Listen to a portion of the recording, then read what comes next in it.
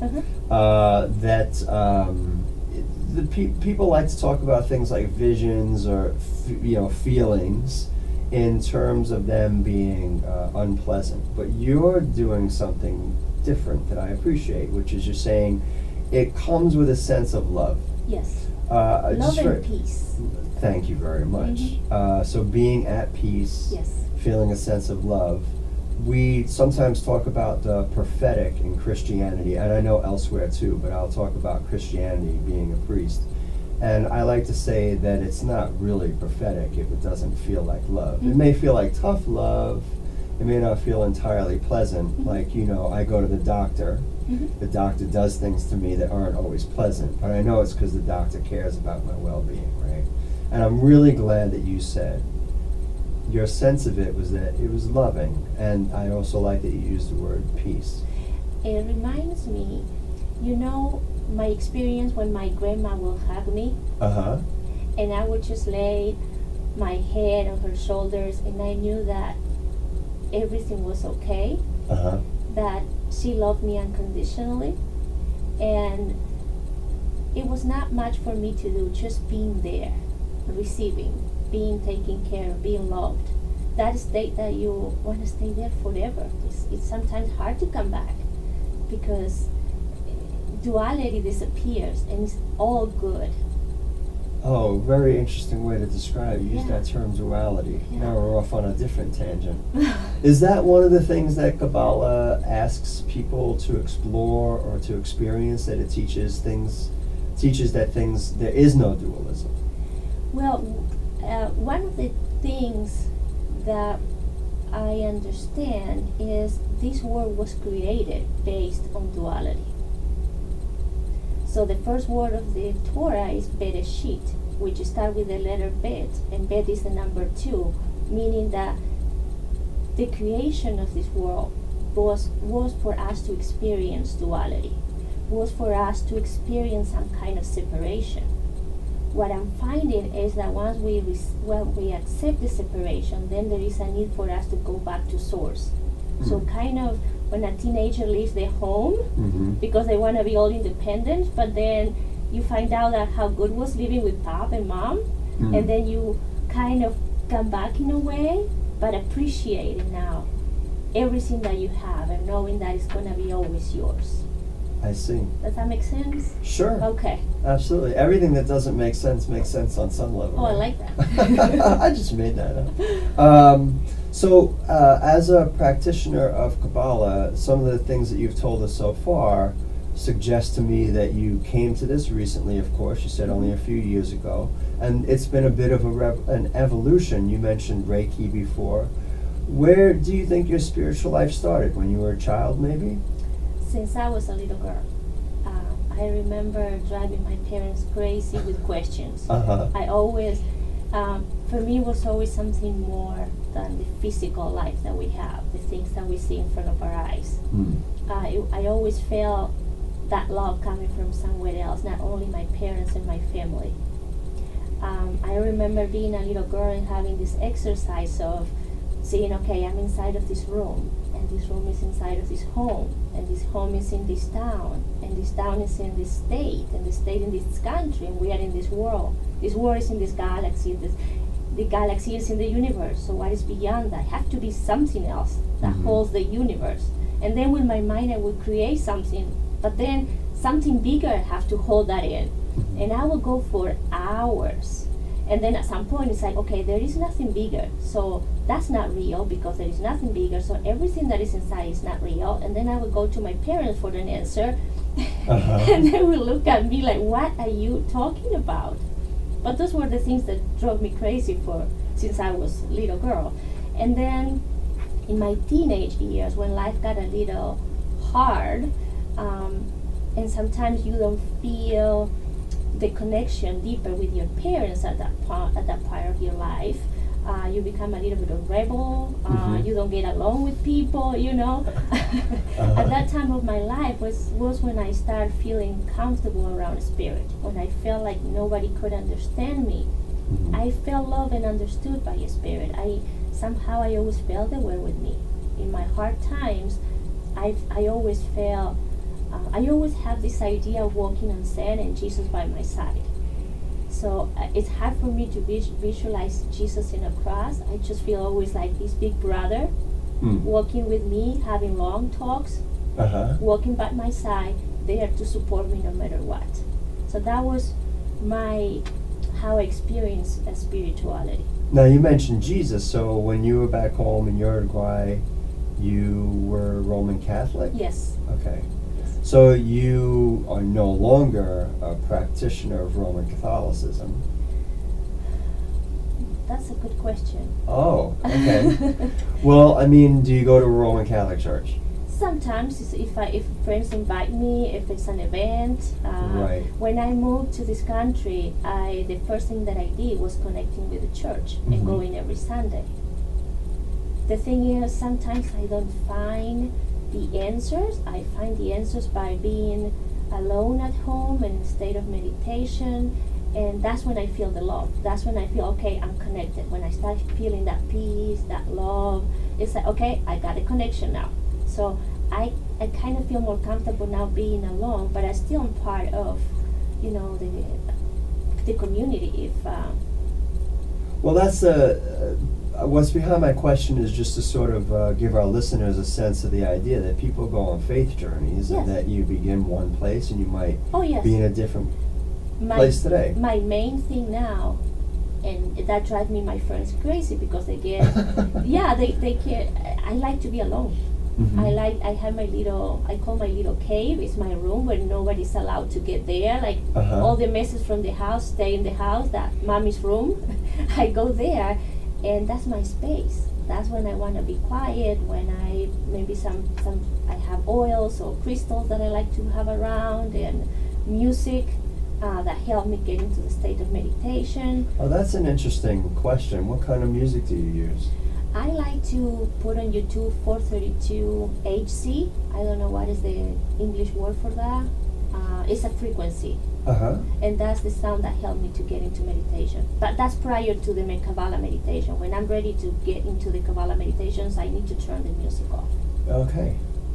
So we're talking about meditation, you're talking about being fairly solitary, but you share this experience with others, right? And you have a teacher?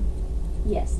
I do have a teacher, and we connect weekly over the phone. She's from New Jersey. Actually, she's from Dominican Republic, living in New Jersey.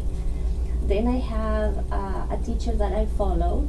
He is from Spain. I think I watched over 200 videos. He explained it so hard in 166 videos, 90 minutes each one. And I didn't read the Zohar, but I got the 166 videos, YouTube videos. So, and then I connect monthly with another teacher from Scotland. Well, you use the term Zohar. Yes. What's a Zohar? Zohar, it's a book written in the 1st century that explains the Torah. And then you have other books that explain the Zohar. Okay. So so people who are not familiar with Kabbalah might be familiar with Midrash. Are you familiar with Midrash? No, I'm not. Okay, so Jewish scholars over the centuries have debated, wondered, questioned Torah and other books of scripture, and Midrash is considered also a way of understanding scripture and entering into a fuller understanding or belief or relationship with God. But this is not what Zohar is. Zohar tells you stories. But each story, you cannot read the story literally. It's a meaning behind it. So it needs to be decoded. And that's why Kabbalah has been transmitted from teacher to teachers, explaining what is the meaning of all those stories in the Zohar. So it's hard for me to explain, but there are codes hidden, there are names of God hidden, there are practices hidden in stories that might have nothing to do with what they're trying to share. But the value is in the interpretation that you have from your teacher. So in Christianity, there was a period where there were people who came to be known as the Gnostics, Gnostics. So from the Greek term gnosis, knowledge, is that similar to what you're describing? It's very similar because now I'm studying the Hebrew letters. And one of the books that I have to do my research is from Gnosis. Okay. So they both work with the Hebrew letters. They share the understanding of what each energy is about. There's a little bit difference here and there, but the basic is pretty much the same. Do you know when, around what time the Zohar was put together as a work? It is said that Moses de Leon in Spain put it together in the 13th century. Oh, okay. And then there was another person that interpreted and put it in an easy way for all of us to understand. I can't remember his name, in the 16th century. Okay. So. And is that, so around the 16th century you had the invention of the printing press, the Gutenberg Bible right before, so is that when they start to print these up and share them with people? Yes, and my understanding is that it was first printed by the church, the Roman church. See, that's interesting. Yes. I would look, have you looked into that at all? No, I haven't. I'd be curious as to why they would Yeah. decide that was a good idea. Well, right now I'm focusing on finding how to move forward. I take this history part of Kabbalah. I appreciate the work of all the masters that have transferred this knowledge and kept it like safe for all of us. But it takes a lot of years going back to review everything, studying everything, and I just feel like my heart is pushing me to actually move forward, try to download information to see with all these that we have right now, how can we adjust for the world that is coming? How can we adjust? How can we use these tools to adjust for the world that is coming? You know, you use the term download. Yes. And obviously you're not a computer. But do I understand correctly that it is a part of the Kabbalah, if I can use the term belief system, that we gain knowledge from sort of an exterior source? How does that work? In my experience, I feel that the books brought me here.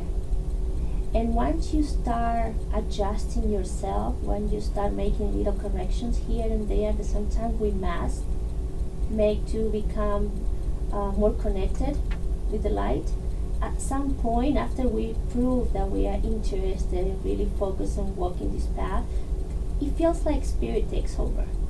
And at some point you start receiving the connection is clearer. And what I do now working with the letters, I try to go very early in the morning before sunrise. And I go to a state of meditation, I say the name of the letter, and then I start talking. But I record myself because usually I don't remember what I'm saying. So I record myself, and sometimes like 35 minutes of telling a story. And then I corroborate that story with what the book says. Usually my version, because I don't have all the fancy words, are easier for me to understand and maybe easier for me to share, but it's pretty much the same description of what the books have. So that's what I call downloading. It's just getting a meditative state and allow yourself to express what you are receiving. Yeah, you use that term receiving, and that's sort of where I'm wondering about the notion of downloading. So that's interesting. Yes. You did just in your explanation talk about sharing it. You have a center, don't you? I do have a little room in my home, I call my studio. Yeah. I took half of my husband's garage. He's still complaining about it, but I needed my space. So I created my little place where I invite people. We do Saturday meditations, and those are everybody's welcome. And then I have in the afternoon classes where I share what I understand. I receive information from books, from my own download. I try to see if I can apply it in my life. I see if it's something that I can use. And then if I find that it works, then I like to share it with others. Well, you describe that in a very interesting way because you just say it's something that you learn and then it's something that you share, right? I think most of the time my experience is I hear people who sort of become an authority on something, right? They may get ordained or they may become, get a PhD or whatever. You're just really explaining this like You're a practitioner and you share it. Yes, that's how I'm feeling. Some people call me a teacher, and it's a word that is heavy for me because I don't consider myself a teacher. I just feel like maybe I have even more questions than everybody else. My life is all questions. So I don't like titles. I like to keep it simple. You know, it's interesting. The light bulb just came on. Did you see that in the studio? I'm seeing it. I never take phone calls, so I never think about the light, but that's because someone's giving us a call. Everybody, if you're out there, we don't do phone calls on the show. I should have announced that in the beginning like I usually do. What I do, however, is you can tweet at me at RevBlair. So that's RevBlayer, at RevBlair. If I can get it during the show, that's great. If I can't, I will certainly get back to you. So if you're trying to call in, I'm so sorry, we don't do call-ins, but you can tweet me at RevBlair, and I will either try to get to you during the show if I can, and if I can't, I will get back to you after the show. Everyone, that's a great time to take a moment just to pause for identification here. This is the show Crossroads. I'm the Reverend Brian Blair. My guest here is Laura Giro, which is really spelled hero. It's pronounced hero, but she's being polite to all of us who can't pronounce her name. Thank you, Laura. And we're talking about how she is a Kabbalah practitioner. Speaking of all that, you were explaining to me the other day that we are in a particular season, post, well, I was about to say Easter, because I'm a Christian priest, so I'm in the Easter mode, but Passover, 50 days. Can you explain that a little bit to us? I would try. Please. It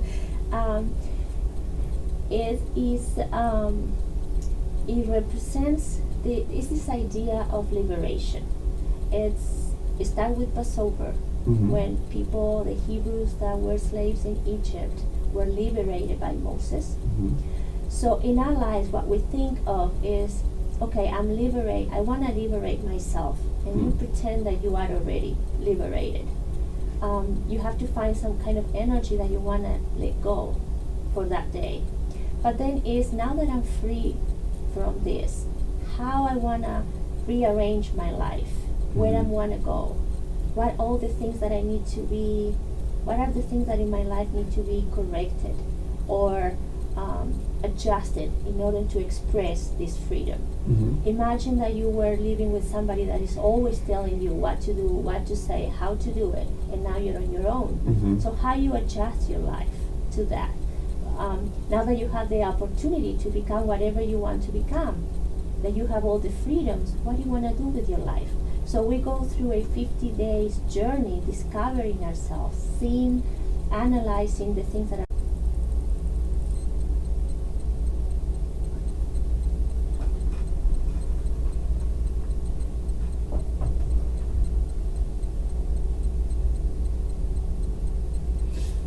I pronounce your last name like Hero, right? Laura Giro? say Gyro. Everybody knows me. No, I'm going to say it the right way. But everybody knows me by Gyro. All right. The name doesn't change me.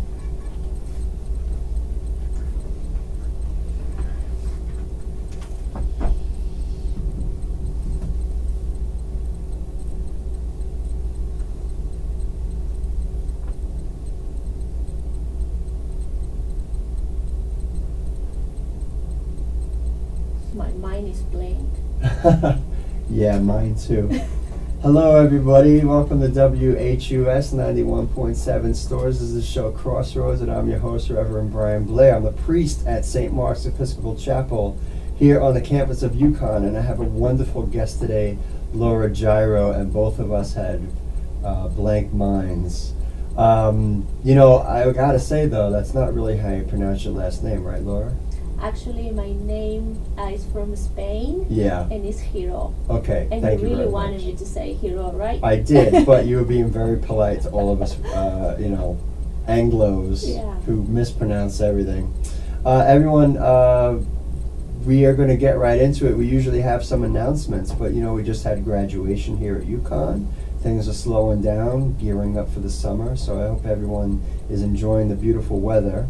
I have invited Laura here today because Laura is a practitioner of Kabbalah. Yes, Laura? Yes, I am. Well, why don't you, if you don't mind, kick us off by telling us a little bit about Kabbalah? Okay. What Kabbalah is the definition, the translation of Kabbalah means receiving. And it is receiving knowledge of how things work. For everything to manifest, there are things that happened before, and it's giving us, Kabbalah gives you the tools to understand what happened behind the scenes and give you a little bit of control on how to make things happen in a way that is more harmonious for you. You know, it's interesting, we were talking earlier and I just may have put two and two together. Didn't you say in college you were working on being an engineer? Yes. Isn't that what engineers do? Probably, yeah. Figure out how things Figure work out. behind the scenes, put two and two together. But now I'm going more in the spiritual Of path. course, but I just noticed the pattern right there, Yeah. figuring out how things work. Very good.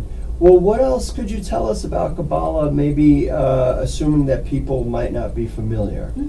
There are different branches of Kabbalah and also different ways to absorb Kabbalah.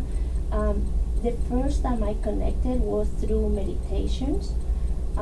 I always wanted to meditate.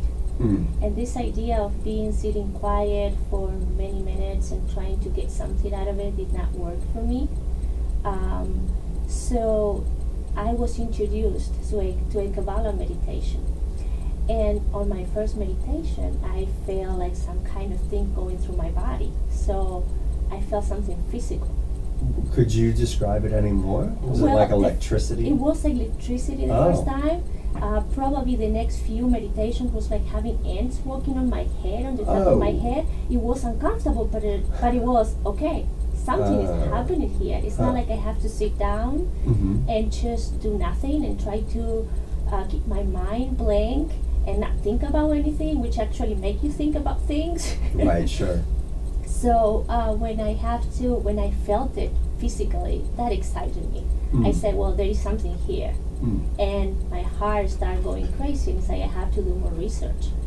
And through the more research, connecting with teachers and YouTube videos and books, then I connected with more instructions about meditation. So you start with basics, working with the 72 names of God, which are 72 codes, and each code is a combination of 3 Hebrew letters. So each code calls for a specific energy. You have the energy of healing, the energy of abundance, the energy of removing karma, 72 different aspects, things that can be improved in your life. That kept me going for a whole year. Oh, okay. Do you have an example of a couple of those 72? For example, if you put the letters hey 3 times, hey, hey, hey, that calls for priestly blessings. So it's receiving the unconditional love, the support of God. So what you do is you visualize the symbol 3 times and you illuminate, you activate that energy, and then you receive. But the great thing about Kabbalah is when you call for those energies, you're not calling it only for yourself, because at the end of the meditation you have to send it and share it with others. So every time that you call for these energies, not only you receive that unconditional love, you receive that light, but also you get the opportunity to share it with the world. So you started to practice this how long ago?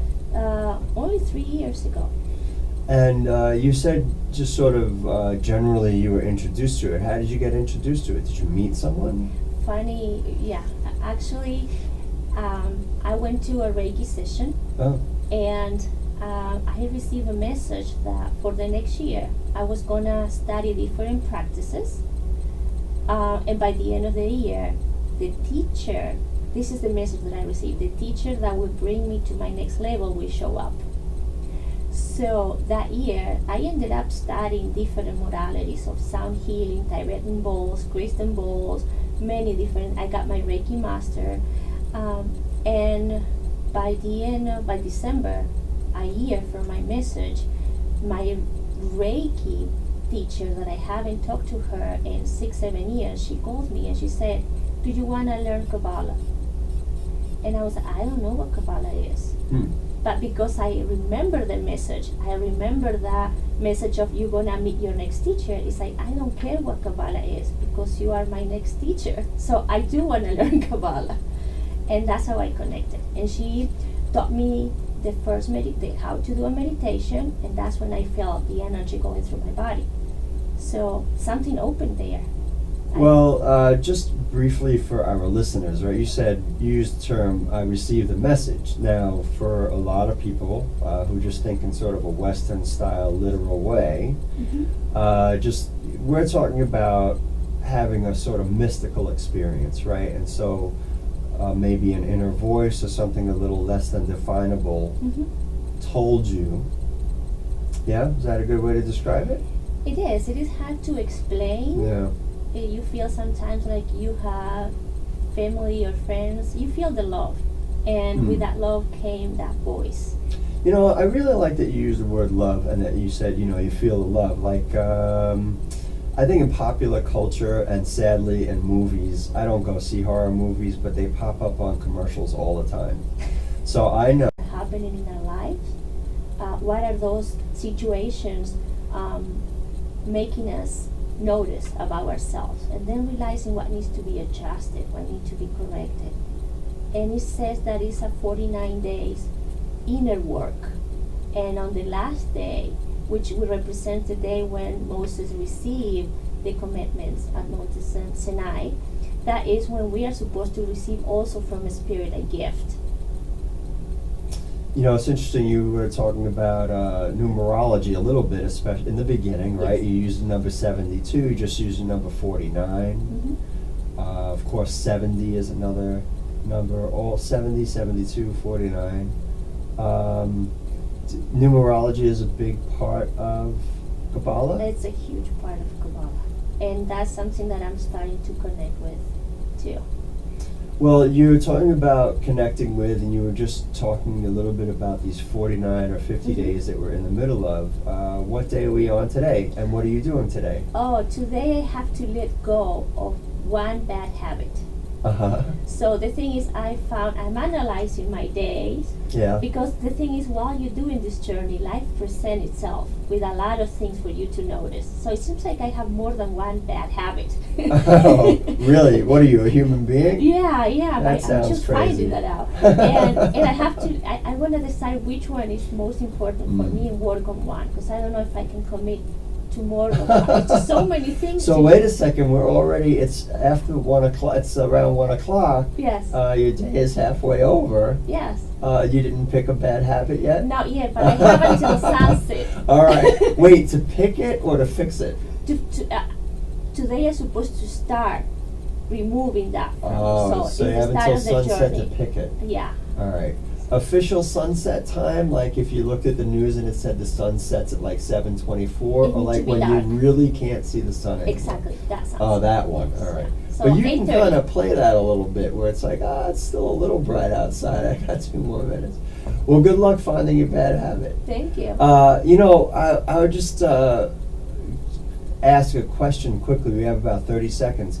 My concern with something like that as a priest is when I am talking to people who might be part of my church or just anyone who wants to do a little bit of self-evaluation. I worry that people beat themselves up. You don't have the sense, I'm hoping that there's not a sense in Kabbalah of beating oneself up. Rather, it's more like self-exploration. You used the word freedom before. Yeah, I have to look at myself with compassion and with unconditional love. So yes, I want to become someone closer to God. I want to become more like that energy that I feel God is. Okay, so what are the little things that I can adjust? Maybe daily, maybe weekly. And I have my bad days when sometimes I really feel like I did not do it right today. But then I go to sleep, and the next morning I wake up again with the intention of improving. So it's understanding that I'm a human being, understanding that even though I would love to meditate all day, I'm a mom, I'm a wife, I have a job. So, but the little times that I have, or sometimes the little options that I have the freedom to take, make it with awareness of who I want to be, and above everything is looking at myself with love and compassion. Well, that's a perfect way to end the show. I hope everybody looks at yourself with love and compassion. Everybody, I'm Reverend Brian Blair. I'm the priest over at St. Mark's Chapel here on the campus of UConn, and you're listening to Crossroads. We are done for today. This is WHUS 91.7 Stores. I want to thank Laura, our guest, who has been kind enough to talk to us about Kabbalah. Laura, have a wonderful day. Thank you. You too.